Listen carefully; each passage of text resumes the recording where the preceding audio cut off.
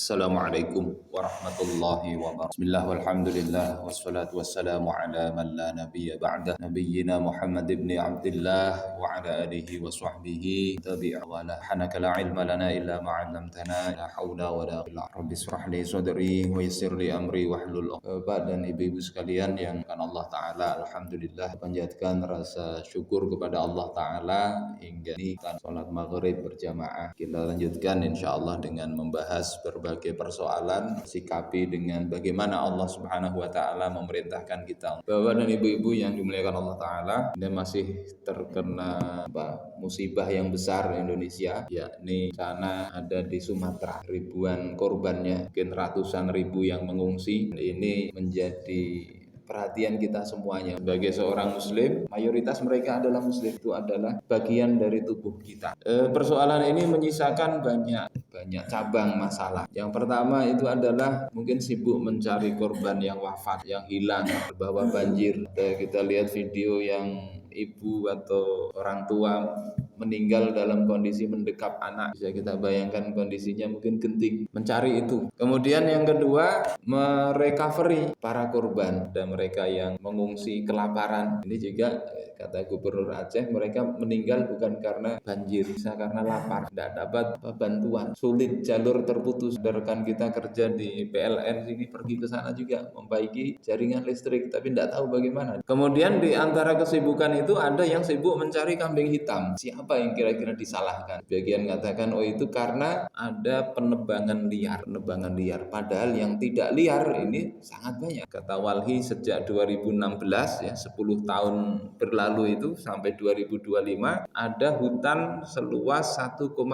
juta hektar yang itu hilang. 1,4 juta hektar, banyak ya. Itu aktivitas yang legal. Ada 631 perusahaan pemegang izin, baik itu tambang, hak guna untuk usaha sawit, BPPH, PLTA, hingga proyek energi yang lain. Prinsipnya apapun sebutannya, proyek-proyek itu ujungnya adalah menebangi pohon. Yang dicari salahnya ya yang liar, yang tidak ada izin. Kemudian problem yang jangka panjang itu adalah terkait dengan bagaimana memperbaiki kondisi lingkungan yang sudah terlanjur rusak. Kita lihat videonya itu memang ya sudah, kalau kita naik pesawat dari sini ke Kota Baru, hampir mirip sebetulnya di Kalimantan Selatan. Banyak hutan rusak. Berdoa mudah-mudahan musibah di sana tidak terjadi di sini. Bapak dan ibu-ibu yang dimuliakan Allah Subhanahu wa taala, namun ada satu hal yang sepertinya luput dari perhatian kita terkait banjir ini. Saya belum pernah dengar ada membahas ini, yakni terkait dengan status harta korban. Mereka ini banyak meninggal, ribuan orang, termasuk yang dulu kasus tsunami, ratusan ribu yang wafat. Harta-harta mereka ini kan ada. Gimana solusinya? Kalau banjir ini mereka mungkin ada hartanya larut ya.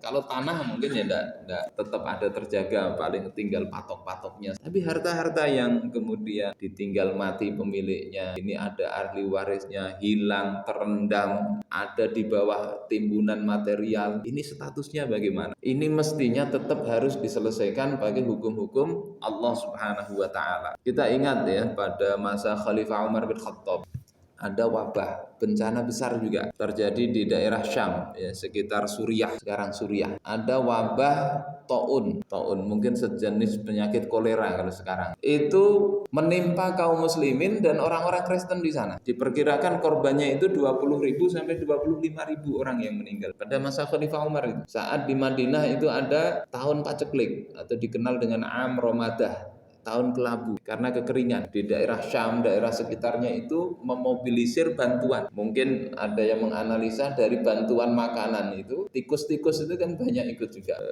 menyerang makanan. Dari situ nyebar penyakit pes atau kolera lah mungkin ya, taun. Banyak sahabat yang meninggal. Salah satunya gubernur di sana, yakni sahabat yang dikenal dengan Aminu hadhil ummah, orang kepercayaan umat ini kata Nabi, yakni sahabat Abu Ubaidah bin Al-Jarrah, wafat terkena penyakit taun. Kemudian Mu'adz bin Jabal orang ahli fikih dari umat ini itu juga wafat karena penyakit taun di Suriah. Sekarang Suriah, dulu Syam. Banyak yang meninggal. Setelah itu reda, apa yang dilakukan oleh Khalifah Umar? Beliau itu sampai datang sendiri ke Syam. Untuk apa? Menyelesaikan urusan administrasi. Karena banyak yang meninggal ini berubah. Yang kedua, menyelesaikan harta warisan dari orang-orang yang meninggal. Nah ini kita tidak tahu yang terjadi di Aceh dulu tsunami itu. Mereka kan punya harta. Hartanya kemana? Mereka punya rekening. Ya, mestinya rekeningnya ini ada ini duitnya ini.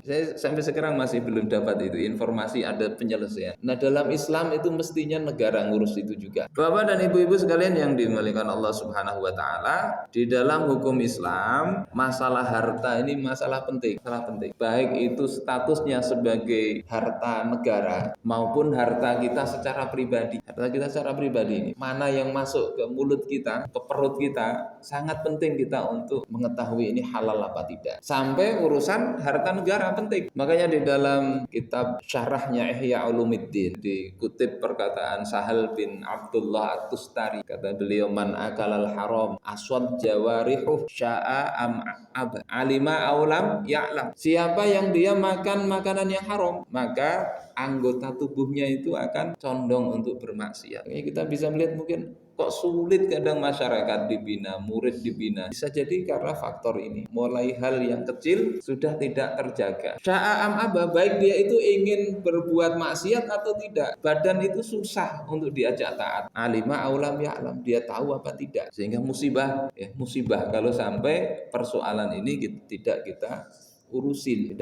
Rasulullah Shallallahu Alaihi Wasallam itu beliau pernah mendapati persoalan karena harta kebijakan yang zalim itu juga nanti berpotensi memunculkan harta yang tidak beres. Dalam hadis riwayat Imam Abu Dawud, At-Tirmidzi dan Ibnu Majah dengan sanad yang secara umum adalah sahih. Qala an-nasu ya Rasulullah, ghalas si'ru fasa'ir lana. Manusia berkata kepada Nabi, harga-harga melambung tinggi, maka tetapkanlah harga itu, patoklah harga kepada kami. Maka Rasulullah sallallahu alaihi wasallam mengatakan, innallaha huwal musa'ir al-qabidu al-basitu ar-razziq. Sesungguhnya Allah yang menetapkan harga itu. Dia yang menggenggam, dia yang melapangkan, yang menyempitkan maupun melampangkan rezeki itu Allah Ta'ala. Yang memberi rezeki itu Allah Ta'ala. Jadi tidak boleh bikin kebijakan yang akhirnya membuat orang itu rugi, terpaksa menjual barang yang seharusnya dia bisa jual lebih tinggi, dia akhirnya harus jual lebih murah, harus rugi. Maka ini dipandang oleh Rasulullah termasuk kezaliman. Beliau katakan, wa inni la arju an alqallaha wa laysa ahadum minkum yatlubuni bimadlamatin fi damin wala malin. Dan aku ingin bertemu Allah nanti, tidak ada seorang pun dari kalian yang menuntutku dalam hal kezaliman, baik dalam urusan darah maupun dalam urusan harta. Jadi beliau ini sebagai kepala negara tidak mau membuat kebijakan yang akhirnya menzalimi harta rakyat, sehingga aturan-aturan sistem hukum ketika itu menyebabkan kezaliman, harta rakyat tidak terjaga, beliau sangat khawatir. Ini pula yang dilakukan oleh Khalifah Umar bin Khattab, khalifah-khalifah pengganti Rasulullah. Mereka menjaga harta. Memang harta rakyat itu memang harus kembalinya kepada rakyat. Kalau Rasulullah Shallallahu Alaihi Wasallam pernah diminta dalam hadis riwayat Imam Ad-Darimi, ada yang namanya Abyad bin Hammal datang kepada Rasulullah minta tambang garam yang ada di Ma'rib. Rasulullah berikan. Kemudian ada sahabat berkomentar, innama qata'ta al-ma'al iddah. Engkau itu memberikan kepadanya seperti air yang mengalir. Artinya tambang ini banyak sekali. Setelah sekarang depositnya sangat besar. Fantaza'a minhu. Maka Rasulullah kemudian menarik pemberian itu. Kenapa itu? Kalau para ahli fikih memahaminya, artinya tambang yang besar, kekayaan yang besar itu mestinya milik rakyat, milik umat muslim maupun non muslim itu punya hak yang sama di dalam kekayaan itu. Beliau sudah terlanjur memberikan kepada sahabat, ditarik kembali, sementara dalam hadis yang lain menarik pemberian itu adalah sesuatu yang tercela. Ini menunjukkan apa? Bahwasanya harta umat itu wajib dijaga, wajib sampai kepada umat. Sebagaimana juga Khalifah Umar bin Khattab itu suatu ketika kelihatan oleh Imam Ali pagi-pagi, ditanya itu, kenapa Amirul Mukminin pagi-pagi ini dari mana? Kata Umar, mengejar onta zakat yang lari. Kata Imam Ali, kepala negara kok ngejar onta? Tidak pantas itu. Kata Khalifah Umar ini bisa dilihat di kitab Tanbihul Ghafilin kalau tidak salah. Kata beliau, tidak ada bagusnya seorang pemimpin yang menyebabkan milik kaum muslimin itu hilang. Beliau tanggung jawab. Harta zakat ini harta umat, mestinya sampai kepada mustahiknya. Kalau sampai hilang sementara beliau itu adalah pemimpin, maka beliau merasa itu adalah tanggung jawab beliau, sehingga beliau kejar. Sekarang yang hilang milik kaum muslimin bukan hanya onta, tapi tambang, yang itu bisa ribuan onta dapatnya, mestinya dikejar. Yang hilang dari kaum muslimin bukan hanya harta, bahkan sekarang akidah juga. Kita baca beberapa pekan lalu, kita sampaikan di salah satu khutbah di masjid, 36% itu meningkat orang-orang Indonesia itu yang agnostik. Agnostik itu ya mirip-mirip ateis, cuma ndak sevulgar ateis. Kalau ateis kan ndak percaya Tuhan. Kalau agnostik itu ndak percaya kalau Tuhan itu betul-betul ada. Keberadaan Tuhan itu ndak bisa dibuktikan kata mereka. Sehingga mau ada agama atau ndak itu ndak begitu penting lagi. Tapi mereka ndak seprovokatif dengan orang-orang yang anti Tuhan. Ya bisa jadi ada, bisa jadi ndak. Menurut mereka begitu. Kalangan seperti itu banyak. Jadi yang hilang dari umat ini bukan hanya harta, bukan hanya nyawa, tapi akidah itu sudah sampai seperti. Dan itu banyak kadang kalangan mahasiswa. Kita pernah ketemu, untungnya ngaji dia. Kalau tidak ketemu pengajian, mungkin dia sudah tidak beragama lagi. Bapak-bapak dan ibu-ibu sekalian yang dimuliakan Allah Subhanahu Wa Taala. Terus apa kaitannya dengan banjir tadi? Saya ingin sampaikan bahwasanya ada hak-hak milik umat Islam yang mesti tetap harus diperhatikan oleh orang yang punya kebijakan, yakni harta-harta orang yang kena korban. Ada dua jenis. Yang pertama itu adalah harta mereka yang meninggal dunia, tidak ada pewarisnya. Ada satu kampung, dua kampung langsung habis terjang banjir. Banjirnya bawa kayu gelondongan. Awalnya beritanya kayu gelondongan itu dari penebangan liar. Ternyata belakangan ini muncul ada capnya kehutanan di kayunya. Ini jenis harta pertama itu, ditinggal mati, tidak ada ahli waris. Nah, dalam hukum Islam, jika tidak ada pewaris, harta itu mestinya kembalinya kepada kaum muslimin, pada rakyat, milik Baitul Mal. Ini pula yang dilakukan oleh Khalifah Umar di Amwas, Suriah. Ketika puluhan ribu meninggal, itu dilihat. Yang betul ada ahli warisnya, serahkan. Yang tidak ada ahli warisnya, itu milik rakyat. Harus sampai ke rakyat, masuk Baitul Mal, masuk kas negara. Kalau tidak diperhatikan itu diambilin orang. Jangankan tidak ada ahli warisnya, kita kebakaran saja kadang ada orangnya, masing-masing pada ngambilin. Apalagi ini tidak ada pemilik. Tidak boleh dimiliki individu, karena itu menjadi hak milik umum. Mestinya diambil negara, bukan untuk dikorupsi oknum, tapi ini kembali untuk kaum muslimin, untuk rakyat baik muslim maupun non muslim. Nah, kalau ini kita telusuri mungkin banyak. Mulai dulu bencana-bencana ini di rekening bank itu mestinya ada itu. Mana yang tidak ada orangnya lagi, asetnya banyak. Nah, itu menjadi milik rakyat. Kemudian yang kedua, ada harta sebelum ini ditentukan apakah menjadi milik negara apa enggak, mestinya didata. Yang ini Khalifah Umar sampai berjalan menuju Suriah itu untuk itu, menyelesaikan administrasi waris mewaris. Beliau sampai turun tangan sendiri, tidak cukup mewakilkan, karena tanggung jawab beliau. Jadi dicari dulu pewarisnya, kalau ada berarti milik pewaris. Kalau orangnya masih hidup berarti milik dia. Ini kata Rasulullah SAW dalam hadis riwayat Imam Muslim. Kata beliau, ana aulan nasi bil mu'minina fi kitabillahi azza wa jalla. Aku adalah orang yang paling berhak atas diri seorang mukmin dari diri mereka dalam kitabullah. Yang paling bertanggung jawab itu adalah aku, kata Rasulullah, karena beliau statusnya bukan hanya nabi, tetapi beliau adalah seorang kepala negara. Beliau yang paling bertanggung jawab. Kemudian beliau katakan, fa ayyukum mataraka dainan aw bai'atan fad'uni fa ana waliyu. Siapapun di antara kalian yang mati meninggalkan hutang atau meninggalkan orang-orang terlantar, maka hendaklah panggil aku. Aku jadi walinya. Dalam Islam begitu. Kalau di negeri kita sebenarnya undang-undangnya ada ya. Fakir miskin, anak-anak terlantar itu dipelihara oleh negara. Peliharanya supaya berkembang biak. Jadi semakin banyak yang fakir, yang miskin. Kata Nabi begitu, orang meninggal, tidak meninggalkan harta tapi meninggalkan anak-anak terlantar, itu kewajiban Nabi sebagai kepala negara. Beliau walinya. Wa ayyukum mataraka malan falyu'thar bimalihi asobatuhu mangkana. Siapa yang mati meninggalkan harta, hendaklah hartanya itu memang diberikan kepada asobahnya, kepada ahli warisnya. Kalau ada ahli waris. Dalam riwayat yang lain, man taraka malan fali warasatih. siapa mati meninggalkan harta, hartanya untuk ahli warisnya. Barang siapa mati meninggalkan anak-anak terlantar, itu kewajiban beliau untuk mengurusnya. Jadi dalam sistem Islam itu tidak terlalu khawatir orang tua terhadap masa depan anak dalam sisi materi. Karena kalau kaya, kekayaannya akan diwarisi anak. Kalau miskin, punya utang, ada negara yang menanggung. Dicarikan dari pos zakat kah, pos apa kah, sehingga selesai. Kalau sekarang ini kan kadang pusing mikir anak, karena nggak ada seperti Rasulullah, pemimpin yang memang dalam Islam itu menjamin rakyat. Bapak dan ibu-ibu sekalian yang dimuliakan Allah Subhanahu Wa Taala, ini fungsi negara. Terus fungsi kita seperti apa? Yang bukan negara nanti bisa jadi menemukan barang. Banjir, ketemu barang, barang yang larut atau tersapu oleh banjir tadi, kita dapat harta.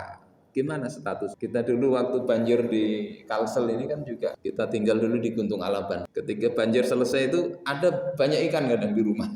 Ada ikan lele, ada apa? Kita lihat di YouTube juga ada yang sama, banyak ikan di rumah. Kita berpikir ini ikan siapa?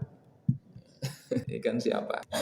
Halal enggak? Nah ini kan masuk dalam pembahasan. Nah harta temuan ini sebetulnya bisa dibagi dua dalam fikih Islam. Pertama, kalau harta temuan ini dapatnya di tanah tak bertuan, tanah mati. Jadi tidak ada tanah yang punya. Terus bukan tempat yang dilalui orang, di tempat sepi. Maka ini masuk dalam fikih itu bab rikaz. Sehingga itu bisa langsung dimiliki. Kalau sekarang ini mungkin masuk apa istilah? Harta karun gitu ya. Bukan di tanah yang dimiliki orang, bukan tempat yang dilalui orang, dapat harta di entah itu terpendam atau tidak, maka itu bisa langsung dimiliki dengan mengeluarkan khumus seperlimanya, rikaz. Yang kedua, kalau harta temuan itu ada di tempat yang biasa dilalui atau tanah ada yang punya, maka itu bukan dihukumi sebagai barang temuan yang masuk bab rikaz yang bisa langsung dimiliki, tapi itu masuk dalam bab luqotoh. Luqotoh itu sama barang temuan. Jadi bedanya kalau rikaz itu bisa langsung dimiliki, kalau luqotoh enggak. Nanti para ahli fikih beda pendapat. Nemu barang itu seperti apa yang harus dilakukan. Nah kalau kita lihat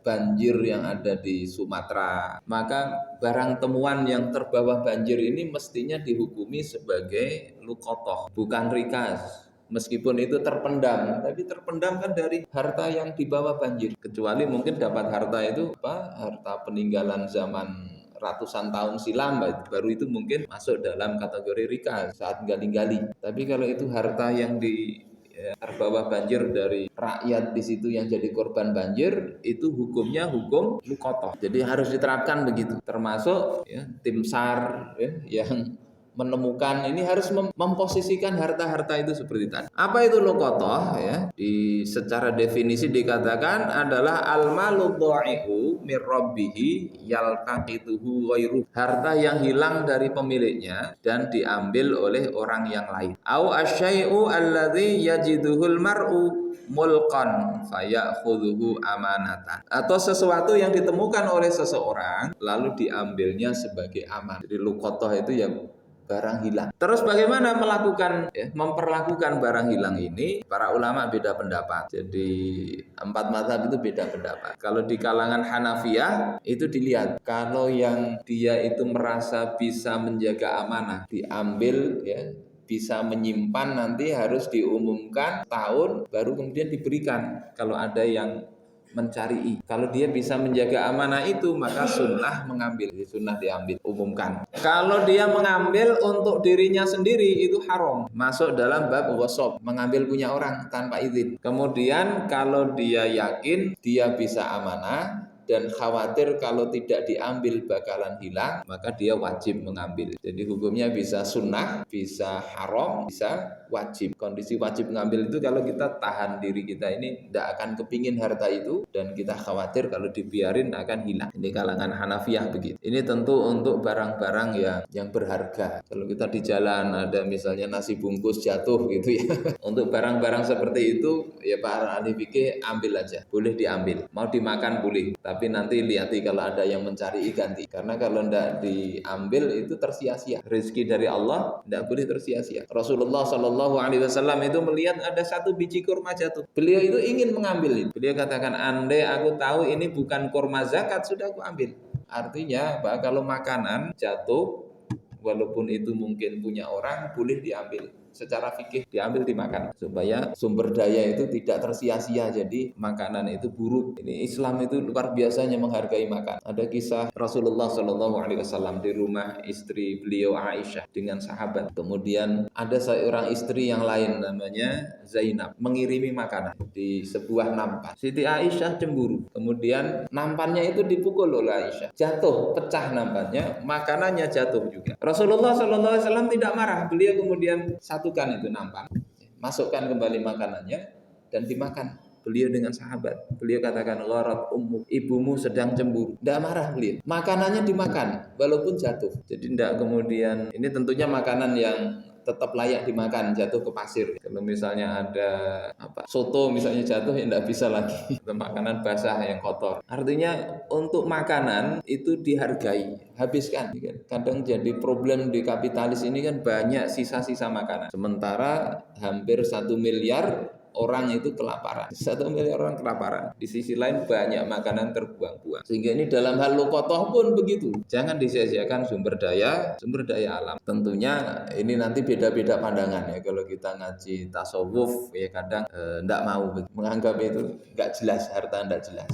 Tapi sudut pandang fikih begitu, melihat lebih jauh bahwasanya rezeki dari Allah tidak boleh disia-siakan. Kemudian kalau mazhab Maliki itu ada 3 juga hukumnya, bisa haram, makruh, dan wajib. Kalau Hanafi tadi sunnah, haram, dan wajib. Sunnah itu kalau bisa jaga amanah, haram kalau enggak, wajib itu kalau dia bisa jaga amanah dan khawatir barang itu hilang. Nah, kalau dari sisi mazhab Maliki sama, haram itu kalau dia enggak bisa jaga amanah. Kira-kira kalau nyimpen ini bakalan tergoda untuk memakai sendiri. Kemudian yang wajib kurang lebih sama. Kemudian di dalam mazhab Syafi'i, kalau dia menemukannya di tempat yang tidak berpenghuni dan amanah untuk menjaganya, maka lebih baik dia mengembali. Jadi kalau ini ada barang hilang tapi ini kira-kira tempatnya aman saja, lebih baik tidak usah diambil supaya tidak mengalihi orang mencari. Nanti kan orang bisa berguling. Kalau diambil susah lagi. Jadi ini pendapat yang diambil oleh Abu Khattab, dan pendapat lain dari Imam Asy-Syafi'i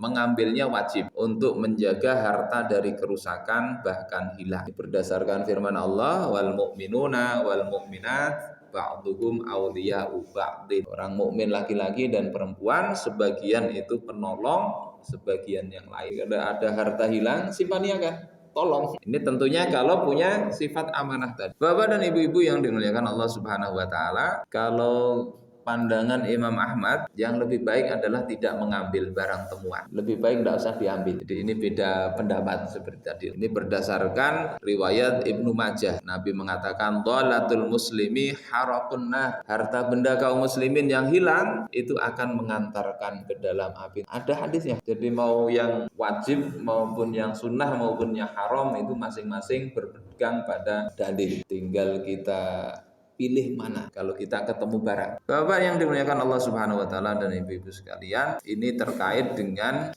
luqatah, harta temuan di dalam bencana maupun ini sebetulnya bisa kita pakai di dalam kondisi sekarang. Kadang kita menemukan barang, kalau itu kira-kira berharga wajib diumumkan. Kalau kira-kira ndak ada uang 5.000 bagus juga diumumkan.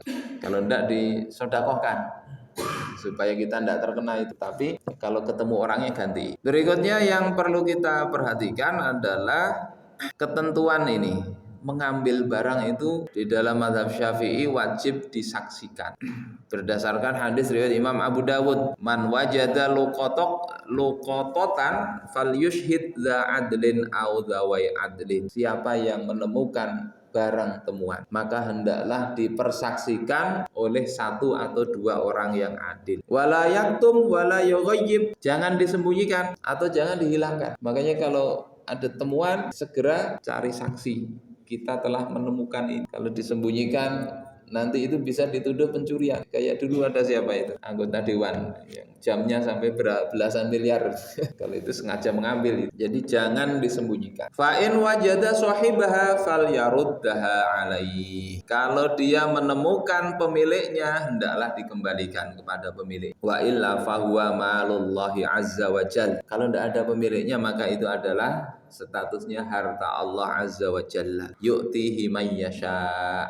yang Allah ingin memberikan kepada siapa yang dikehendaki. Karena kadang sebagian orang harta haram itu cara melepaskannya begitu, sengaja dibuang. Misalnya harta riba, harta hasil bisnis yang enggak benar, dia mau tobat.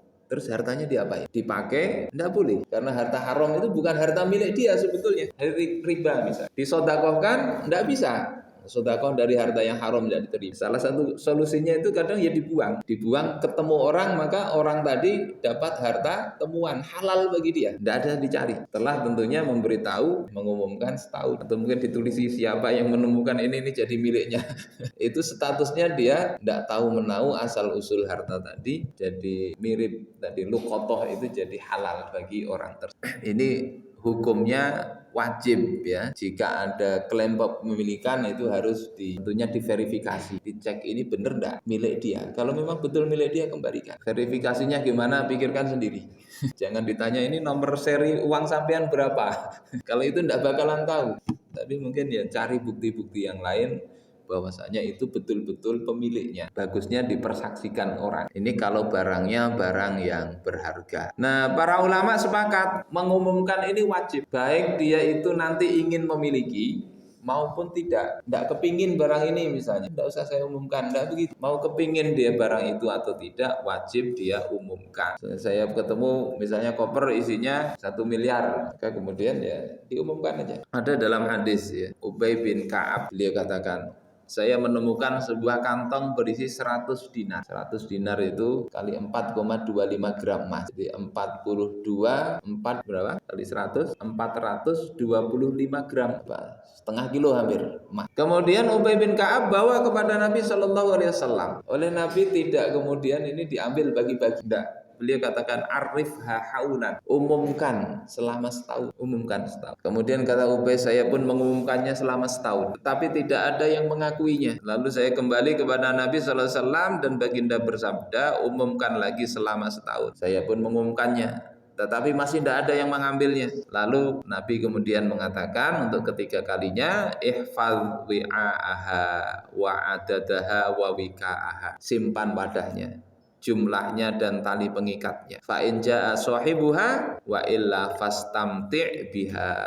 Kalau datang pemiliknya maka kembalikan, jika tidak maka guna. Di ini penting diperhatikan. Kalau hartanya memang banyak, jangan kemudian merasa ketemu disembunyikan, tidak diumumkan, itu haram. Harta haram itu penyakit, bikin susah beribadah, bikin harta yang halal jadi rusak. Bahkan harta yang halal kecampuran yang halal jadi rusak, barokahnya hilang meskipun banyak hartanya. Saya punya cuma jadi cerita orang ya. Gara-gara engken harta haram dia pegang saja, akhirnya justru hancur-hancuran, keluarganya ikut hancur, istrinya minta cerai, anaknya kena narkoba, duitnya masih banyak tapi apa artinya hidup kalau itu? Mungkin juga, tapi orangnya taat, sekarang taat, bagus. Mungkin itu bentuk Allah ingin hapus ya dosa-dosa masa lalunya itu dengan Allah beri musibah. Kalau masih taat kan bagus. Karena ini harta yang haram ini bahaya. Ada pernah saya ceritakan dulu waktu bahas riba, punya usaha kuliner di kota Banjarbaru. Ini suaminya yang datang cerita masalah rumah tangganya. Jadi istrinya padahal bagus juga awalnya itu, buka usaha itu besar. Akhirnya terlilit riba, ngambil riba sedikit aja katanya, enggak apa-apa. Setelah itu tambah maju, itu hartanya tambah banyak, usahanya tambah banyak. Biasanya riba itu begitu, enggak pernah puas. Akhirnya ngambil lagi riba itu. Sudah punya rumah satu, beli lagi rumah atas izin Allah Ta'ala. Akhirnya justru bangkrut usahanya itu. Anaknya padahal di pesantren dengan istrinya bertengkar. Dia sepertinya nyalahin istrinya, karena dulu yang menggoda dia untuk ngambil riba itu istrinya. Sudah dinasihati, istrinya tetap ngotot ingin ngambil. Mungkin pembicaraan itu nyalahin istrinya marah sampai ngejar dia pakai parang segala. Ya Allah, bisa rusak begitu. Mestinya sejak awal tegas saja ya. Kalau istrinya ngotot gitu, sudah pisah aja. Kadang dengan ditegasi itu bisa berhenti. Karena kalau enggak begitu ujungnya itu, akhirnya rusak sendiri. Saya bilang ke bapaknya, masih bagus sampean, saya bilang, Allah kasih musibah di dunia. Kan ada hadis itu, seorang lelaki datang kepada Rasulullah setelah menggoda wanita, kepalanya terbentur, mengatakan, celaka aku ya Rasulullah. Kata Rasulullah, anta abdun aradallahu bika khairan. Engkau ini hamba yang Allah kehendaki kebaikan. Idza aradallahu bi 'abdin khairan ajjala lahu uqubata dzambihi. Kalau Allah menghendaki kebaikan pada seseorang, Allah akan segerakan itu balas dunia. Dosanya akan dibalas. Tapi kalau Allah menghendaki keburukan pada seorang hamba, Allah bisa simpan itu. Ditunda sampai hari kiamat nanti membawa dosa segunung. Ka'annahu air, seolah-olah dosanya itu seperti bukit. Air itu nama bukit di Madinah, dan hal seperti itu banyak, sehingga kita bisa sangat hati-hatilah untuk urusan ini. Kita punya wewenang, hati-hati bikin kebijakan ke karyawan itu. Jangan sampai bikin orang itu termakan harta yang haram. Kalau sebagai penguasa, perhatikan itu hak-hak rakyat. Jangan sampai harta rakyat itu diambil oleh yang bukan berhak. Seperti tadi, harta-harta waris yang seharusnya masuk ke kas negara karena tidak ada pewarisnya, jangan sampai itu jatuh ke tangan orang yang tidak kepentingan, tidak punya hak. Apalagi harta-harta kekayaan alam yang luar biasa. Yang kedua juga harta yang sebetulnya perlu kita perhatikan. Jangan sampai itu merusak harta halal kita, itu adalah bukan dari sumber yang haram, tapi itu ada hak orang lain. Yakni apa? Zakat. Zakat itu hak orang lain. Kita tahan, Allah ambil sendiri. Bisa mengambil dengan cara yang menyakitkan. Sekarang ini kan juga sama, problemnya sama. Mestinya untuk zakat ini juga penguasa punya tanggung jawab, supaya rakyat itu loh, supaya hartanya jangan tercampur dengan keharuman, sehingga rakyat akhirnya mudah dididik. Karena itu pula Khalifah Abu Bakar As-Siddiq itu sampai mengatakan kepada orang-orang yang enggan bayar zakat, beliau katakan, lau mana'uni iqalan, andai mereka itu menghalangiku dari mengambil onta atau hewan ternak zakat, la jahadtuhum ala man'ihi au kama, aku akan perangi mereka karena pembangkangan mereka. Coba ini, sekarang kan enggak begitu. Pajak aja dikejar-kejar, tapi zakat enggak. Padahal zakat ini yang mestinya wajib dikeluarkan, kalau tidak mau keluarkan paksa, supaya apa? Rakyat tidak termakan hak orang lain. Sementara kalau pajak itu nanti para ulama berat untuk menarik pajak, karena ada larangan menarik pajak kecuali dalam kondisi tertentu. Sekarang ini yang dilarang oleh para ulama kadang dimasifkan, yang wajib tidak begitu diperhatikan. Ini kan sumber bencana itu di situ, berawal. Rasulullah katakan apa? Wa malam tahkum a'immatuhum bi kitabillah. Selama para pemimpin mereka tidak berhukum dengan kitab wa yatakhayyaru mimma anzalallah, dan mereka memilih di antara apa yang Allah turun. Dalam penjelasan yakni memilih mengikuti syahwat mereka daripada apa yang Allah turunkan. Ada banyak hukum Islam yang sesuai syahwat itu diambil, diurus betul-betul, tapi yang tidak sesuai, nah itu dipinggirkan, dianggap berbahaya. Urusan haji misalnya banyak duitnya, diperhatikan betul-betul, ada kementeriannya. Tapi apakah urusan Islam hanya urusan haji? Kan tidak. Bab jinayat itu banyak. Bab tentang tadi rikas, lukotoh, tentang waris yang kaitannya dengan kekuasaan itu ada bersinggungan, yang mestinya itu diurus sebagaimana Khalifah Umar yang saat itu jauh-jauh dari Madinah sampai ke Suriah. Gara-gara urusan ini belum ada pesawat, datang tentunya susah ya, ribuan kilometer. Beliau bela-belain datang untuk ngurus itu, tanggung jawab ini, menjalankan ketentuan Allah Subhanahu wa taala dalam urusan. Jadi selama tidak mau pakai aturan Allah, kata Rasulullah dalam hadis Imam Ibnu Majah itu, illa ja'alallahu ba'sahum bain, melainkan Allah senantiasa akan menjadikan bencana ada di tengah-tengah mereka. Bencana apa saja, termasuk bencana alam. Bapak dan Ibu-ibu yang dimuliakan Allah Subhanahu wa taala, ini beberapa hal ya terkait problem yang sekarang berkembang. Mudah-mudahan kita diberikan Allah rasa empati, rasa kasihan kepada kaum muslimin. Karena apa? Kaum muslimin ini kan mathalul mu'minina fi tawadihim wa tarahumihim wa ta'atufihim mathalul jasad. Perumpamaan orang beriman di dalam hal cinta kasih sayang itu seperti satu tubuh. Kalau satu tubuh itu sakit, yang lain akan merasa. Dan persoalannya bukan hanya kaum muslimin di Indonesia. Saat ini di Gaza juga sama. Mereka juga sedang mungkin kelaparan. Di Sudan kemarin juga begitu. Sehingga kita munculkan rasa empati ini, harapannya kita ini masih termasuk bagian dari kaum muslim. Ada kisah menarik di dalam kitab Tazkiratul Auliya, Syekh Fariduddin Attar itu menceritakan ada seorang ulama namanya Bishri Al-Hafidh. Saat musim dingin itu orang pakai baju tebal, beliau malah melepas bajunya. Ditanya kenapa? Kata beliau, aku teringat orang-orang yang miskin, mereka tidak punya baju tebal, aku tidak punya harta untuk membantu mereka, tapi aku ingin merasakan apa yang mereka rasakan, maka dilepas baju. Ini apa? Empati itu seperti itu. Nah, kita tidak harus seperti itu, tidak harus seperti itu. Minimal kita itu ada rasa tadi di doa-doa kita doakan mereka, kita ingat mereka. Kemudian Allah Subhanahu wa taala kasih kesabaran yang sedang di pengungsian, Allah berikan yang kecukupan rezeki, yang ditinggal keluarganya Allah berikan kesabaran, Allah ganti dengan keluarga yang baik. Amin amin ya rabbal alamin. Kita akhiri dengan doa kifarah majelis. Subhanakallahumma bihamdika asyhadu an la ilaha illa anta astaghfiruka wa atubu ilaik. Assalamualaikum warahmatullahi wabarakatuh.